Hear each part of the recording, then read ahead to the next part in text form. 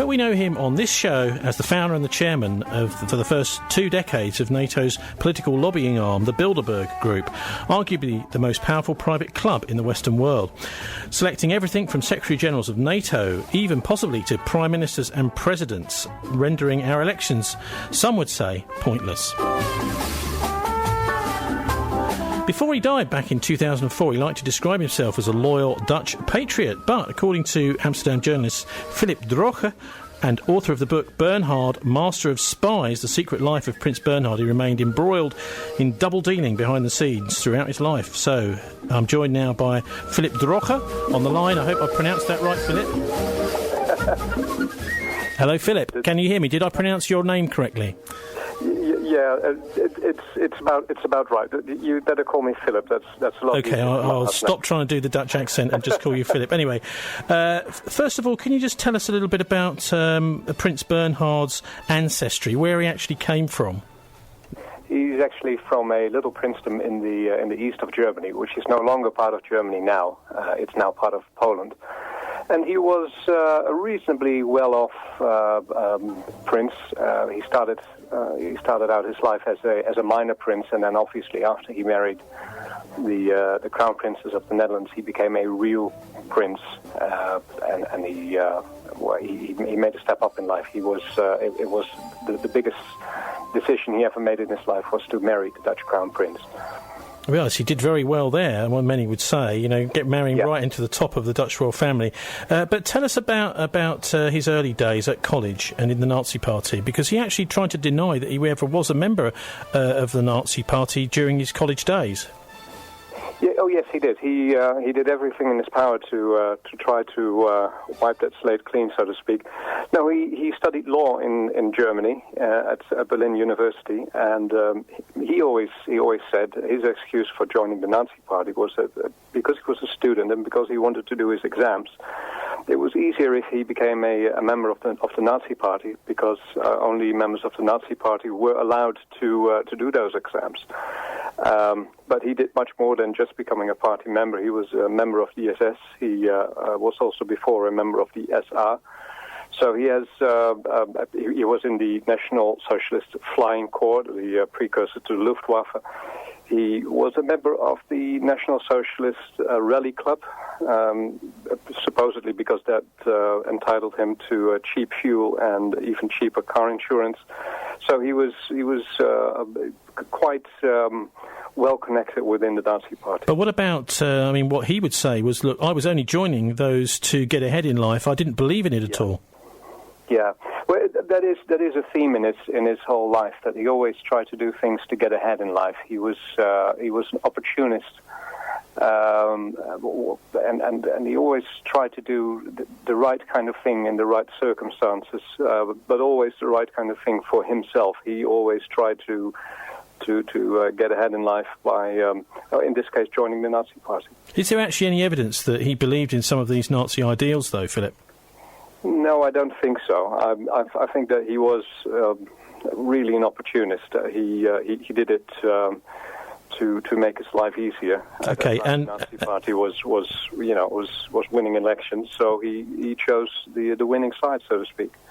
Okay, at what stage then did he marry Princess Juliana? Because clearly the Nazi Party changed over the years. Many people may have joined it originally thinking, well, this is a good idea, but then seeing all sorts of, really anti-Semitic stuff, for example, happening in Germany, burning of books and this kind of thing. At what stage during the development of the Nazi Party did he decide to marry into the Dutch royal family? He probably already in 1934 decided to leave Germany. In his official biography, it says that he told his father on his deathbed that in 1934 that he was leaving Germany and that he was going to live in another country. That's remarkable because at that time there was. I don't think he knew Juliana at that time. Let's put it that way. So already in 1934. After he'd become a member of the Nazi Party a year before, he already spoke about joining or living in another country, perhaps even joining another army, because the kind of remarks he made to his father on his deathbed are quite ambiguous. So you could also read into it that he was going to join another army, another power in the world. So he married Princess Juliana, and to what extent was he then, accepted by the Dutch? Well, remarkably, he was accepted right away. I mean, we're talking about a period in which Nazi Germany was becoming stronger and stronger. But he married into the Dutch royal family, and almost immediately he was seen as a Dutchman. Very few people ever questioned his loyalty to the Dutch state, even though the big neighbor next door, Germany, was becoming more and more aggressive, and I think few people doubted that they would eventually invade the Netherlands. But he was accepted right away. There were almost no voices of dissent at that time. Everybody just assumed that because he was becoming a prince of the Netherlands, he would be a real Dutchman. Okay, and am I right in thinking that things might have possibly changed in some people's minds anyway when Germany invaded Holland? I think I'm right in saying in 1940. Yeah, that's even more remarkable. It didn't. The Dutch royal family fled to Great Britain, and the British authorities distrusted him a great deal. I mean, here was a guy arriving in London who just a couple of years before was not only a German but a member of the SS. And here he was in the middle of London, talking to all these governments in exile and becoming a major society figure. So they distrusted him, and they dispatched one of their best intelligence people at that time to keep an eye on him, to report on him. That was Ian Fleming, who would later become very famous for writing all those James Bond spy novels. So the Dutch didn't distrust him, but the British did. Okay, because I'm surprised to hear that, because I know that King George VI, he was actually persuaded Ian Fleming, I think, eventually to give Prince Bernhard complete security clearance in Britain, even though he'd been in the SS. He was an ex-SS officer. Yeah.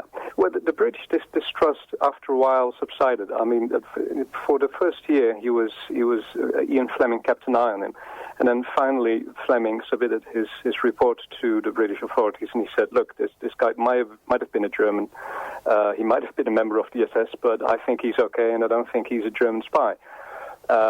And at that time, Prince Bernhard was accepted as a Dutchman, so to speak, in London, and he was even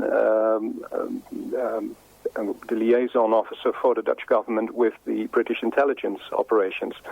So from a position where he was greatly distrusted, all of a sudden he became like this very important figure in British and Dutch intelligence work. Yes, it's like Ian Fleming waved his magic wand over him or something. Yeah. He wasn't trusted by everybody, was he? Sorry, I didn't get that. He wasn't trusted by everybody. No, there were still people in British intelligence circles who distrusted him afterwards, but most of the people trusted him, and he kind of earned that trust as well. He stayed in London during the Blitz. He nearly died in a couple of bombing raids by the Germans. So I guess that after a while, because he's a very charming figure. If you talk about people who met him, who were friends with him, everybody always talks about his charm. So I guess he really charmed the British as well into trusting him. So they were, after a while, they were convinced. Most people were convinced anyway that he was trustworthy, and that he could even be cleared at the highest level to perform intelligence work. Yeah, but the Americans didn't trust him, and neither did the Admiralty. There were still people who were saying, "Well, look, whatever the King says, whatever Ian Fleming says, it's just not worth the risk to someone that might be a spy." Yeah. No, that's true, but even after a while, even those people had to concede that he was probably not a German spy. I mean, obviously, it's strange that you have this guy. He had even in his Dutch, he had a strong German accent. That you have this guy running around London talking to MI5, MI6, the SOE. Yeah, I mean, there you have it. He was after a while, even though there was great distrust, after a while he was trusted and he was allowed to get his pilot's license so he could fly RAF planes. He even went on sorties with the RAF and the American Air Force over occupied France, occupied Holland. So he was, I mean, whatever distrust there was, after a while it really subsided. Okay, but towards the end of the war, I mean, he had access to all sorts of important circles. I mean, I've seen photographs of him, for example, peering over the shoulder of Monty when he was planning Operation Market Garden, which was one of the most important moves, the liberation of Holland, in fact, after D-Day in September 1944. So what was his role at that point? Well, as I said, he was a liaison officer. Obviously, there was it was very important to have communications with the Dutch resistance, and he was one of the people who was in charge of establishing that contact and making sure that the British military and the Dutch resistance knew that from each other what they were doing, and that there was good communications between those two parties. And he was one of the people who was responsible for that. But it didn't go too well, did it? I mean, there was an agent called Christiaan Lindemans. I probably pronounced that wrong. I'll let you do it. Also known as King Kong. Yeah, nickname or codename King Kong. Yeah. One of the things that you could say about Bernhard was that he was not always competent in his role as a Master of Spies. I mean, the title of my book is Master of Spies, and I think that very often he was, but he had one big flaw, and that was that he was way too trusting of people. I mean, if you became his friend, he would defend you to the death, whatever you did in life. I mean, he would always make excuses for you. Once he had decided that you were okay, he was on your side, and you could do whatever you like. This spy, a man called Christiaan Lindemans, codename King Kong, he met him in his Brussels headquarters after Belgium had been liberated, but the Netherlands had not yet been liberated. And he thought this guy is okay. He's going to be my friend, and I'm going to trust him. And I'm even going to give him some assignments to do in the occupied Netherlands. I'll send him through the front into the Netherlands to establish a contact with some resistance groups. The only problem was King Kong was also a spy for the Germans.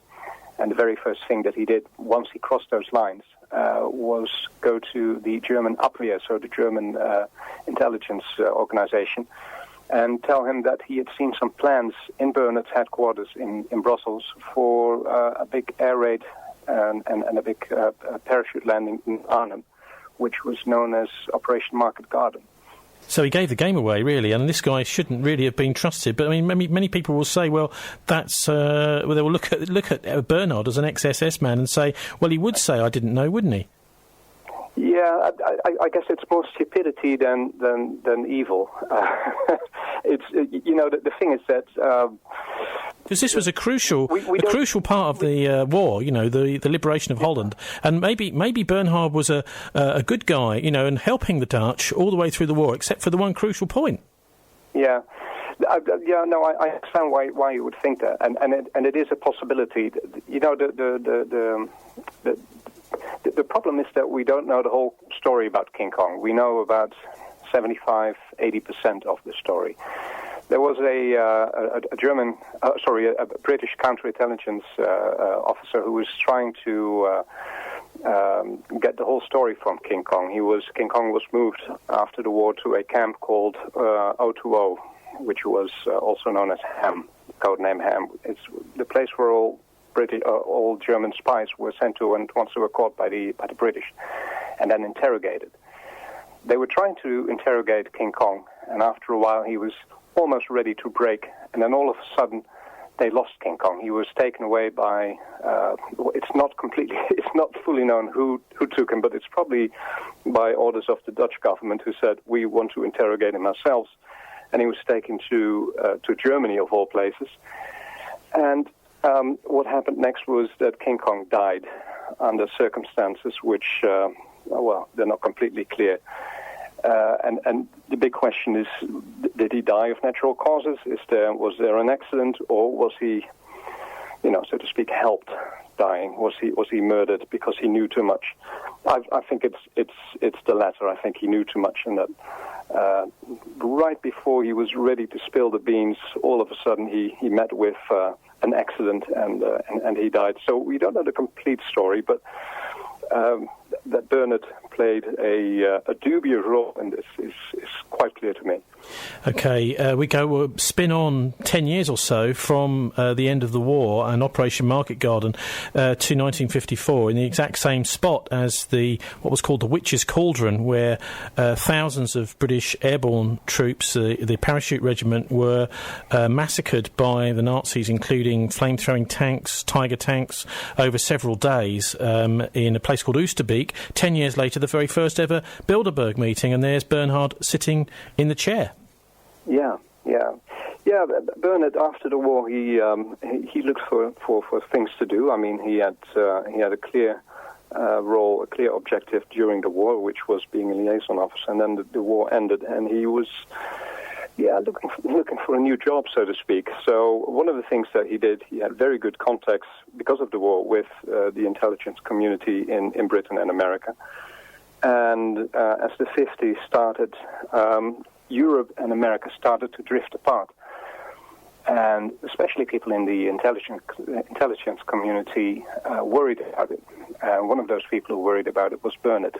So they came up with a plan to bring together people from the United States, politicians, people from large companies, to bring them together and try to, clear the air, so to speak. Let people speak their minds about each other's countries and clear the air, so to speak. So, well, that's one view, but if I can just stop you, and there is another view, sure. And that is that the US, the Council on Foreign Relations, back in 1943, the War and Peace Studies Group had identified that they were going to win the war, that the Germans were going to lose, but they wanted to make sure that many of the European countries didn't drift towards communism, drift towards the Soviet Union, and so I wonder what you make of that reason for the group's existence.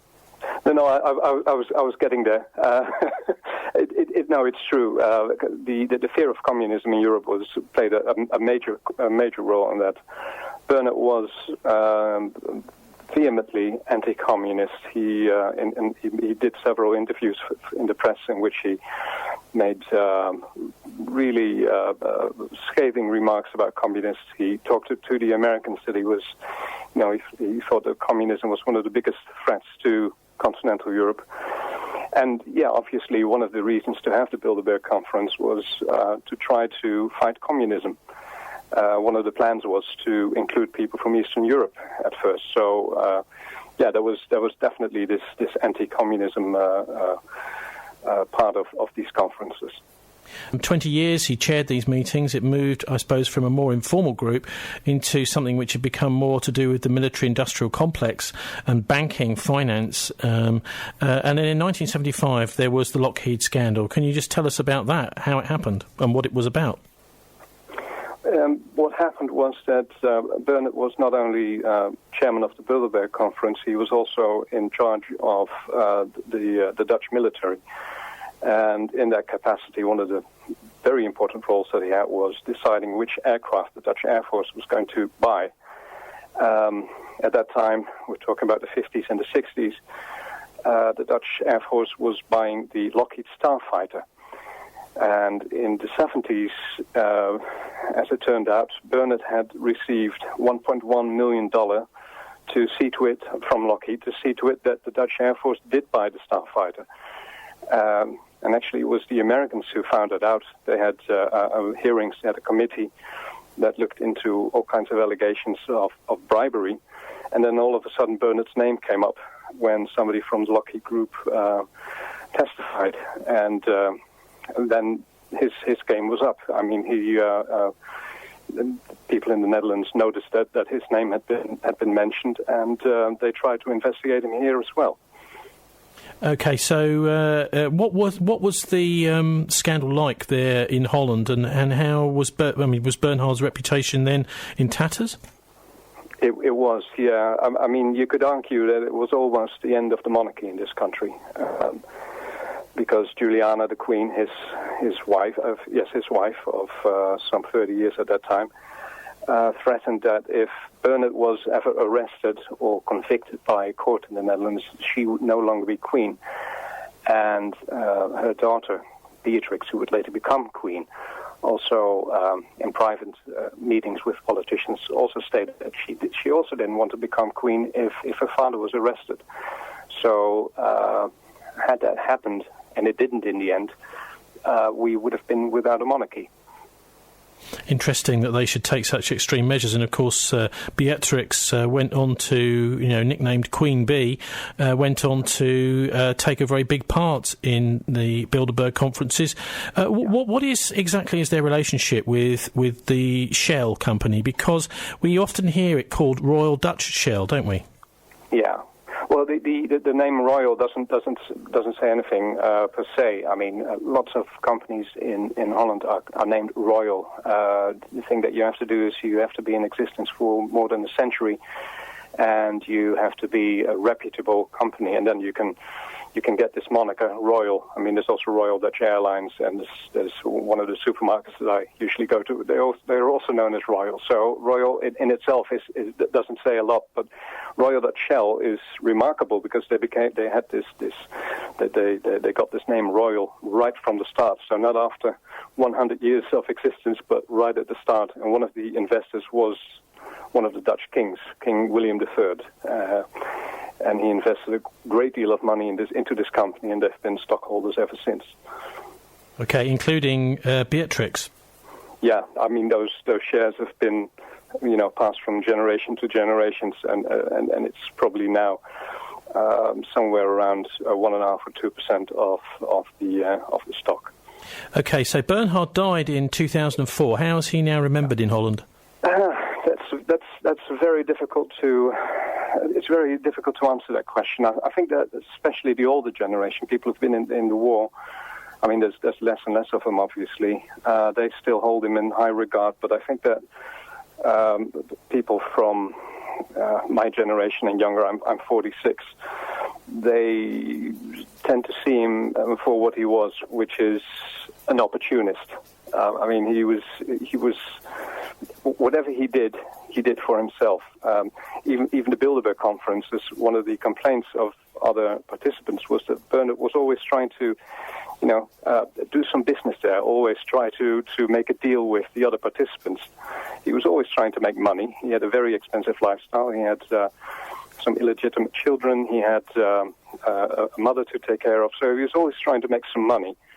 And that is, I think, the Bernhard that we will eventually remember, the guy who basically did everything to earn a few bob. And what about Bilderberg today? We've heard recently that it's going to be taking place in Copenhagen, in Denmark, not too far away from you, and also that there is a big deal which the Bilderbergers are trying to push through called the Transatlantic Trade and Investment Partnership, TTIP. Essentially, what it would mean would be that if there's legislation passed in any European or US state or country that goes against what the agreement has said, that is to say, threatens the profits of a big corporation, that actually that government will be sued by the corporation and they can take that to court. Now, what this seems to do, it seems to me, is to put the corporations in the driving seat, not the people or the parliament. And I mean, that's essentially what the situation is in the EU, where you've got the European Commission, which is, seems to represent corporations more than it represents ordinary people, and the parliament is in the sidelines. Anyway, I just wonder what your thoughts are about the Bilderberg today in the context of the Transatlantic Trade Investment Partnership and other sorts of things that are going on in the modern world. Yeah, I've heard those stories as well. Obviously, we will never know exactly what happens at Bilderberg. Sometimes years later, you can see some transcripts. So we will never know for sure what is going to be discussed there. But that there is talk about this huge free trade area, including Europe and America. That is in the works. I mean, we can clearly see indications of that. whether that is going to be discussed at this year's Bilderberg and even where it's held. I mean, you talk about Copenhagen, but I've also heard some rumors that it's actually going to be in the Netherlands this year. So this whole secrecy is one of the things that I really don't like about Bilderberg. I mean, I'm all for transparency, especially when it comes to politics. So to have this group of politicians and business people together talking about things that we're not supposed to know about, I mean, that as a journalist, certainly that is something that I really don't like. Philip Droge, I hope I've pronounced it right. Did I? No, wrong. Okay. Can you just pronounce it correctly for me? So maybe next time if we speak again. Okay, it's Dröge. Dröge. Okay, Philip Droge. It's actually it's German. Like Bernhard, I'm a closet German. Crikey, my ancestors were from Germany. It's with an O with an umlaut, so 2 dots on the O, which makes it an Ö sound. All right, Philip. Well, thanks ever so much for joining us on the Politics Show this evening, and hopefully at some point your book will be translated into English. Any prospect of that? Not at this time, but who knows? I mean, maybe your radio show, somebody in the publishing industry is listening and thinks that's a really good idea. So okay, that would be great, because it was a bestseller in Holland, wasn't it? It was, yeah. I was actually on the #1 spot a couple of years ago. Okay, Philip, thanks very much for joining us tonight. It was my pleasure. Getting bigger by being better. The #1 choice for Bristol. This is BCFM 93.2.